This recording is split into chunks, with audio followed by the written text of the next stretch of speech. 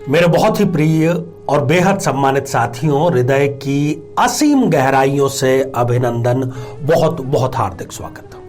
साथियों, तस्वीर का इस सोशल मीडिया के युग में तो बहुत अधिक महत्व हो गया है। उस पर कितने लाइक और कितने डिसलाइक आते हैं, ये हमारे इमोशंस को, हमारे सम्मान को और कई बार हमारे जीवन को बहुत गहराई से प्रभावित करते हैं। साथियों, आज इस एपिसोड में हम चर्चा करने जा रहे हैं कि हम अपने घर में, अपने ऑफिस में, अपनी फैक्ट्री में जो दीवारों पर तस्वीरें हम लगाते हैं, उसका हमारी तकदीर से कैसा और बहुत गहरा रिश्ता है, ये आपको आज इस एपिसोड में जानने को मिलेगा। साथ ही एक आपको टिप जो कि वास्तु दोष को दूर करने के लिए एक रामबाण है, वो भी आपको देखने को मिलेगी। कौन सी तस्वीरें आपको चयन करनी चाहिए और कौन सी तस्वीरें आपको कभी भी अपने घर, ऑफिस या फैक्ट्री की दीवार पर बिल्कुल दूरी उससे बना करके रखनी चाहिए। साथियों, कहने को तो आपको ऐसा लग सकता है कि तस्वीर जो है वो एक निर्जीव वस्तु है, परंतु यदि आप क्वांटम फिजिक्स, बहुत ही सूक्ष्म फिजिक्स और वास्तुशास्त्र के नजरिए से देखेंगे तो वो तस्वीर भी, चूंकि वो दिन और रात आपके आसपास है, उसकी ऑरा, उसकी चाहे फिर वो पॉजिटिविटी हो या नेगेटिविटी, वो निरंतर आपको प्रभावित करती ही रहेगी। और तो तस्वीर से आप कैसे बदल सकते हैं तकदीर, आज इस एपिसोड में हम जानेंगे। तो आइए साथियों, हम सबसे पहले चर्चा करते हैं कि कौन कौन सी ऐसी तस्वीरें, ऐसे दृश्य जो कि आपको भूल कर भी नहीं लगाने चाहिए। और मैं स्वयं देखता हूं बहुत सी बार विजिट करने के दौरान, तो वहां पर नजर आता है कि लोगों ने इस प्रकार की तस्वीरें लगा रखी है। पक्षियों की बात करता हूं साथियों, कौवा एक ऐसा प्राणी है, एक ऐसा पक्षी है जिसकी जो तस्वीर है, यदि आप अपने घर में या कहीं पर भी लगाते हैं तो उससे कड़वाहट, आपकी वाणी में कड़वाहट निरंतर घुलती चली जाएगी, उसके लक्षण आप में आते चले जाएंगे और आप चाह कर भी स्वयं की जुबान पर और स्वयं के मस्तिष्क पर कंट्रोल नहीं कर पाएंगे। दूसरी बात करते हैं उल्लू की। यदि उल्लू की तस्वीर को आप स्थान देते हैं तो शंका के आप शिकार होते रहेंगे। हर किसी को आप शंका के नजरिए से देखेंगे, शक के नजरिए से देखेंगे, इसलिए उसको भी आप दूर ही रखिएगा। साथियों, अगला पक्षी है चील या फिर बाज। ये जो शिकारी पक्षी है, इसमें वैसे तो कोई बुराई नहीं है, परंतु इसकी तस्वीर जो है वो व्यक्ति को तामसिक प्रवृत्ति का बनाती है। उसकी जो तामसिक वृत्तियां हैं वो निरंतर बढ़ती चली जाएंगी और सात्विक प्रवृत्तियां उसकी समाप्त होती चली जाएंगी। अगला जो है वो है डूबती हुई नाव।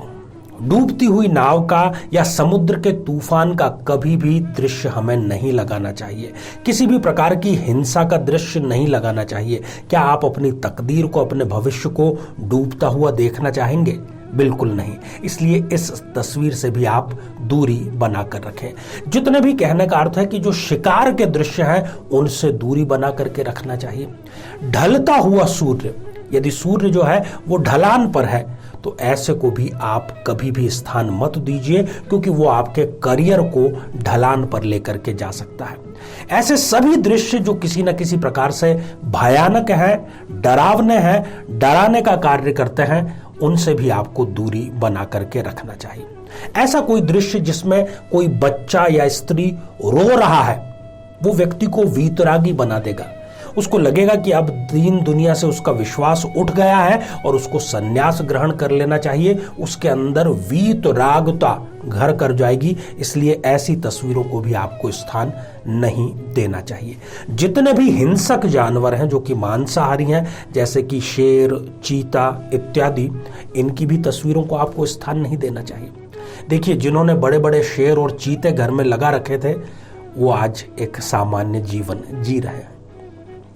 विषधारी जीव जैसे कि बिच्छू या सर्प, इनकी तस्वीरों से भी आपको दूरी बना करके रखनी चाहिए।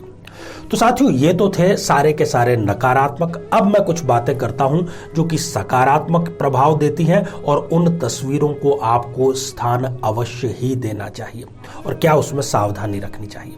देखिए, माता लक्ष्मी, श्री गणेश और मां सरस्वती, यदि इनकी तस्वीरों को आप स्थान दे रहे हैं तो इनकी मूर्ति या तस्वीर सदैव बैठी हुई अवस्था में होनी चाहिए, कभी भी खड़ी हुई अवस्था में नहीं होनी चाहिए।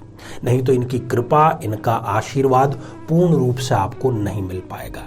किसी भी प्रकार के ईश्वर की जो तस्वीर है वो फटी हुई या मूर्ति जो है वो टूटी हुई कभी भी नहीं रखनी चाहिए। यदि इस प्रकार की कोई है आपके घर में तो उसको आप बहते जल में अवश्य ही प्रभावित कर दीजिए। ऐसी तस्वीरों का आपको चयन करना चाहिए जिनको देख करके एक सूदिंग, एक शांतिपूर्ण एहसास हो। खास तौर पर जो गर्भवती स्त्रियां हैं उनके लिए तो ये विज्ञान बहुत गहरे तक कारगर होता है, जिसमें प्रकृति के दृश्य हों, जिसमें हरियाली हो, जिसमें नदियों के दृश्य हों, जिसमें ऐसे पक्षी हों जो कि सुरीली वाणी बोलते हैं। और गणपति प्रतिमा को लेकर के तो एक बात मैंने देखी है कि कई लोग उसको घर के बाहर तस्वीर को लगाते हैं। साथियों, गणपति जी की जो तस्वीर है वो प्रवेश द्वार में घर के अंदर ऊपर की ओर लगाना चाहिए, और यदि आपने बाहर लगा रखी है तो अंदर भी लगाइए, दोनों तरफ लगाइए। कारण यह है कि विघ्नहर्ता गणपति जी के दृष्टि में अमृत है और पीठ में उनके दरिद्रता है। तो आप डिसाइड कर लीजिए कि आपको क्या चाहिए। और एक बात, अपने घर में खास तौर पर बैठक में एक सपरिवार का जो दृश्य है, घर में सारे जो प्राणी हैं, जितने भी मनुष्य हैं, आप जो घर के परिवार के सदस्य हैं, वो सब अपना एक सामूहिक चित्र अवश्य ही लगाएं। एक बहुत ही महत्वपूर्ण, जिसको कि मैंने एक बोनस टिप शुरुआत में नाम दिया है, वो ये है साथियों, यदि आप अपने दिवंगत पूर्वजों के दृश्य को अपने घर में स्थान देना चाहते हैं तो दक्षिण और पश्चिम के बीच का जो कॉर्नर है, जिसको कि हम नैऋत्य कोण कहते हैं, वहां पर आपको उन्हें स्थान देना चाहिए।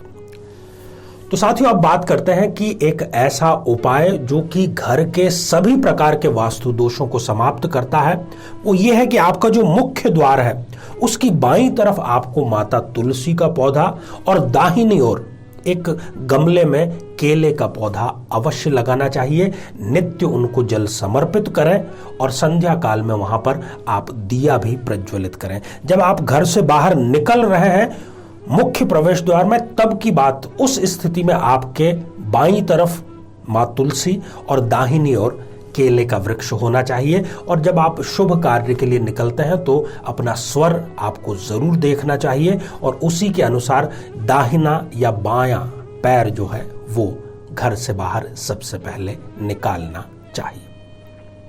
एक और बात यहां पर मुझे अचानक से याद आ रही है, और वो है कि जो गंगा जल है, क्योंकि जल स्थान ईशान्य कोण में है, आप अपने बैठक कक्ष के उत्तर और पूर्व के कोने में किसी सजावटी बर्तन में गंगा जल अवश्य रखें। इसका आपको बहुत गहरा और सुनिश्चित रूप से वास्तु का लाभ अवश्य ही मिलेगा। तो साथियों, ये था हमारा आज का साधना सिद्धि का बहुत ही विलक्षण कार्यक्रम, और मुझे पूरा यकीन है कि आप इसको जरूर अपनी जिंदगी में आजमाएंगे और जीवन को बेहतर बनाएंगे। साथियों, आप सभी स्वस्थ, समृद्ध और शांतिपूर्वक जीवन व्यतीत करें। नमस्कार।